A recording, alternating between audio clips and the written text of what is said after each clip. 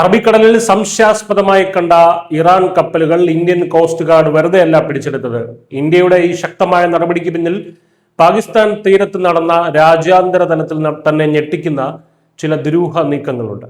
ഫെബ്രുവരി 5-നാണ് asphalt star, അൽ ജഫ്സിയ, സ്റ്റെല്ലൂർ Ruby എന്നീ 3 ഇന്ധന കപ്പലുകൾ ഇന്ത്യൻ കോസ്റ്റ് ഗാർഡിന്റെ പിടിയിലാകുന്നത്. ഇതിൽ അസ്ഫാൾട്ട് സ്റ്റാർ എന്ന കപ്പൽ ജനുവരി 20 മുതൽ 28 വരെ പാകിസ്ഥാന്റെ സമുദ്രാതിർത്തിയിലായിരുന്നു. ഇതിൽ ഏറ്റവും വലിയ ദുരൂഹത എന്തെന്നാൽ ജനുവരി 28-ന് ഈ കപ്പലിലെ റഡാറുകളും VHF റേഡിയോയും മറ്റ് സെൻസറുകളുമൊക്കെ നീണ്ട 11 മണിക്കൂർ നേരത്തേക്ക് മനഃപൂർവ്വം ഓഫ് ചെയ്ത് വച്ചു എന്നതാണ്. റഡാറുകളിൽ നിന്ന് അപ്രത്യക്ഷമായ ഈ സമയത്താണ് കടലിലെ വൻ നിയമവിരുദ്ധ ഇടപാടുകളും ഇന്ധന കൈമാറ്റവും നടന്നത്.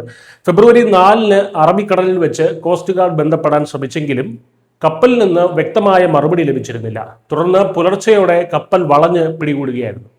തങ്ങൾ മംഗലാപുരത്ത് നിന്നുള്ളവരാണെന്ന് ജീവനക്കാർ ആദ്യം കള്ളം പറഞ്ഞെങ്കിലും കോസ്റ്റ് ഗാർഡിന്റെ പരിശോധനയിൽ അതെല്ലാം തന്നെ പൊളിഞ്ഞു വീഴുകയായിരുന്നു. വ്യാജരേഖകൾ ചമച്ചാണ് മറ്റ് 2 കപ്പലുകളും ഇന്ത്യൻ തീരങ്ങളിലെ തുറമുഖങ്ങളിലേക്ക് കടക്കാൻ ശ്രമിച്ചത്.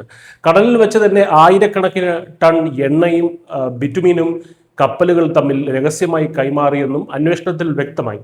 അമേരിക്കൻ ഉപരോധമുള്ള കപ്പലുകളായതിനാൽ പേരും പതാകയും നിരന്തരം മാറ്റിയാണ് ഇവ ഉപയോഗിക്കുന്നത് എന്നാണ് വിവരം.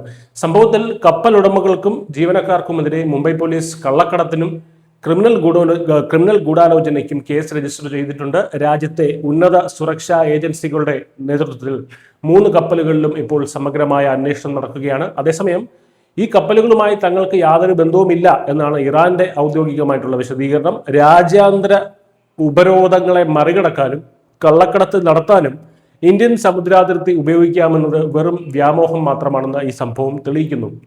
കടലിലെ എത്ര വലിയ ഒളിച്ചുകളിയായാലും അത് കണ്ടെത്താനും തകർക്കാനും ഇന്ത്യൻ സുരക്ഷാ ഏജൻസികൾ സദാ ജാഗരൂകത തന്നെയാണ്. News desk news 18.